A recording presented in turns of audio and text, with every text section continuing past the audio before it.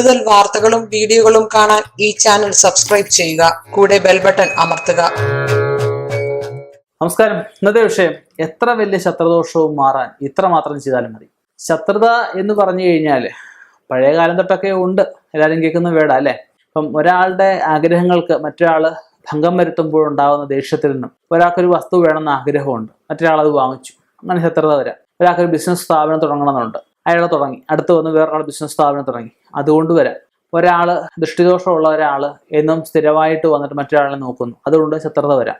പിന്നെ കുശുമ്പിന്റെ പുറത്തൊക്കെ ശത്രുതയുണ്ട് കേട്ടോ. നല്ലൊരു വസ്ത്രം ഇട്ട് നടക്കുക, അല്ലെങ്കിൽ നല്ലൊരു വാഹനത്തെ പോവുക, അങ്ങനെയൊക്കെയുള്ള ശത്രുത കൊണ്ടൊക്കെ ചെയ്യുന്നതൊക്കെ ഉണ്ട്. അപ്പൊ ഏത് രീതിയിലായാലും ശത്രുത നമുക്ക് വന്നു കഴിഞ്ഞാൽ മൊത്തം സർവ്വ കാര്യങ്ങളും തടസ്സമായിരിക്കും. ഉദ്ദേശിച്ചതിന് വിപരീതമായിട്ടുള്ള കാര്യങ്ങൾ ജീവിതത്തിൽ ഉണ്ടാകുന്നതല്ല. വിപരീതമായിട്ടുള്ള കാര്യങ്ങൾ ജീവിതത്തിൽ ഉണ്ടാകുമ്പോഴേ നമുക്ക് ശ്രദ്ധിക്കണം. അതിന്റെ പിന്നിൽ പ്രശ്നമുണ്ടെങ്കിൽ പരിഹാരമുണ്ട്.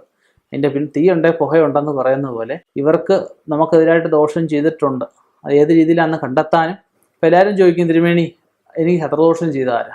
വളരെ തെറ്റായിട്ടുള്ള ചോദ്യം. എന്നോടെന്നല്ല, ഒരു ആചാര്യൻ ശത്രു ആരാണെന്ന് ചോദിക്കാൻ പാടില്ല. നമ്മളത് പരിഹാരം ചെയ്ത് കഴിയുമ്പോൾ തന്നെ ചെയ്ത ആർക്കും ഉപ്പ് വന്നവന് വെള്ളം കുടിക്കും, കിട്ടിയവന് തിരിച്ചടി കിട്ടിയിരിക്കും. നമുക്ക് തൽക്കാലത്തേക്ക് എല്ലാവർക്കും ഒന്നും ഈ ദോഷങ്ങളൊന്നും മാറ്റാനുള്ള സാമ്പത്തികം ഉണ്ടായി വരില്ല. ചെറിയ രീതിയിൽ ചെയ്യാൻ പറ്റുന്ന 3-4 പരിഹാരങ്ങളാണ്. അത് വലിയ രീതിയിലുള്ള ദോഷങ്ങൾക്ക് പരിഹാരം ഞാൻ ഈ പറയുന്നത് ഉണ്ടായിക്കൊള്ളണമെന്നില്ല.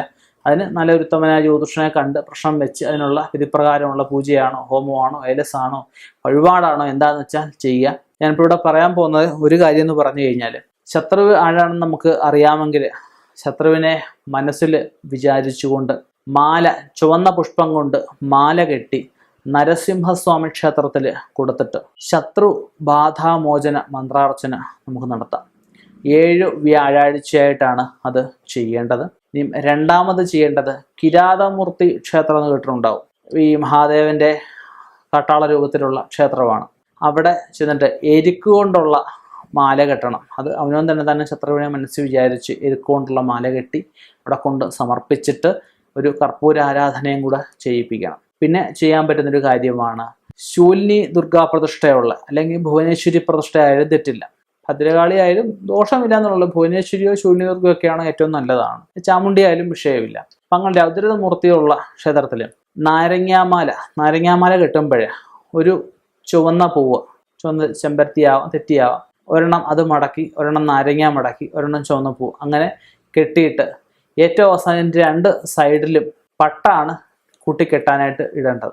പട്ടിൻ്റെ ചെറിയ പീസ് മതി, അത് വെച്ച് കൂട്ടിക്കെട്ടി വേണം ഭഗവതിക്ക് ചാർത്തി അവിടെ ഒരു നിവേദ്യവും വിശേഷാൽ എന്തെങ്കിലും പായസം അങ്ങനെ എന്തെങ്കിലും നിവേദ്യങ്ങൾ ചെയ്യുന്നത് നന്നായിരിക്കും. പിന്നെ ചെയ്യാൻ പറ്റുന്നൊരു കാര്യമാണ്, ശത്രുത മാറണം, ശത്രുദോഷം മാറണം സങ്കല്പിച്ചിട്ട് ഒരു പൂജക്കടയിൽ നിന്ന് മേടിക്കാൻ കണ്ടിട്ട് ചെറിയ വെള്ളി ചന്ദ്രക്കല, വെള്ളി ഗോവിപ്പൊട്ട്, അതുപോലെ ചെറിയ വെള്ളി താലി, ഇത് 3ഉം വാങ്ങിച്ചിട്ട് അവനവനും വീട്ടിലുള്ളവർക്കും 17 പ്രാവശ്യം വീതം ഒഴിഞ്ഞിട്ട് അതിൽ ആ ഗോവിപ്പൊട്ട് വിഷ്ണു ക്ഷേത്രത്തിലും താലി ദേവീക്ഷേത്രത്തിലും ചന്ദ്രക്കല ശിവക്ഷേത്രത്തിലും കൊടുത്ത് യഥാശക്തി വഴിപാടുകൾ ചെയ്യുക. പിന്നെ ചെയ്യാൻ പറ്റുന്ന കാര്യമാണ്, കുന്തിരിക്കം, ചന്ദനക്കട്ട, അഷ്ടഗന്ധം, ചന്ദനത്തിരി, തുമ്പ ഇല, ഇത്രയും കാര്യങ്ങൾ ഇട്ട് വീടിനകത്തും പുറത്തുമെല്ലാം പുകയ്ക്കാം. പിന്നെ ചെയ്യാൻ പറ്റുന്ന കാര്യമാണ്, തുളസി തീർത്ഥം, പഞ്ചഗവ്യം, പനിനീര്, ശിവന് ആടിയ ഭസ്മം വരുന്നുള്ളു അതിട്ട്, അതുപോലെ തുളസിച്ചവിട്ടിലെയും കൂളച്ചവിട്ടിലെയും മണ്ണ് സമം ചേർത്ത്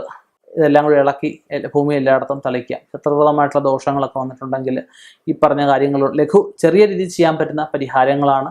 കൂടുതലായിട്ടുണ്ടെങ്കിൽ ഞാൻ മുമ്പ് പറഞ്ഞ പോലെ തന്നെ അത് മാറ്റി മുന്നോട്ട് പോവുക. ഇനിയും ഇതുപോലെയുള്ള വ്യത്യസ്തമായ വിഷയങ്ങളുമായി കണ്ടുമുട്ടാം. നിർത്തുന്നു. നന്ദി, നമസ്കാരം. കുട്ടികളുടെ പഠനാഭിമുഖ്യവും വൈകല്യവും കണ്ടറിഞ്ഞ് മാർഗനിർദ്ദേശം നൽകാൻ, പഠന തിരക്കുകൾക്കിടയിൽ വിട്ടുപോകുന്ന പൊതുവിജ്ഞാനവും വായനാശീലവും തിരികെ പിടിക്കാൻ, വിദ്യാർത്ഥികൾക്ക് വിദ്യാഭ്യാസപരമായ വാർത്തകൾ അറിയാൻ വിദ്യാവാർത്ത